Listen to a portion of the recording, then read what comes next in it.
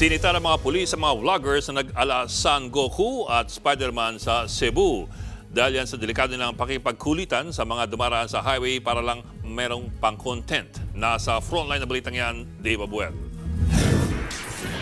Kamehame wave, karate at handstand. Ganyan ang ginagawang pang-content ng isang vlogger mula Cebu na nag-ala San Goku. Maya-maya pa, tumakbo siya sa gitna ng kalsada.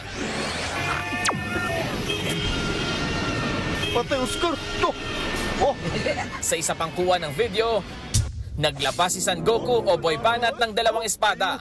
Saka inambahan ang paparating na motorista.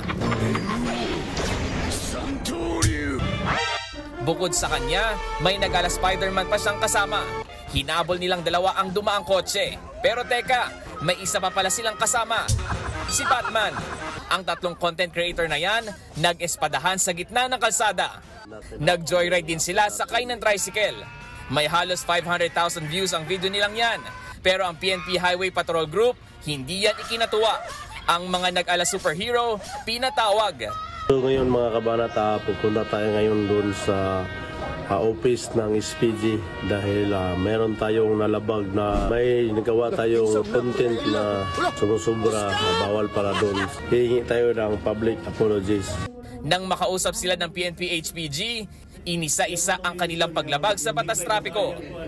Actually, kung magko-cosplay ka doon, wala namang violation hanggang kasi nagka-cause na siya ng hazard kasi marami ng taong humihinto doon sa kalsada. And considering na blind curve yun, so hindi mo makikita agad na mayroong mga nakahinto ng mga sasakyan. So magko-cause siya ng hazard na pwedeng maka-aksidente. Ngayon po, dipinsa kay kadalasan sa mga content yun. Nag-public apology ang mga vlogger. Hindi na sila inaresto pero binigyan na ng babalang wag na nila itong uulitin.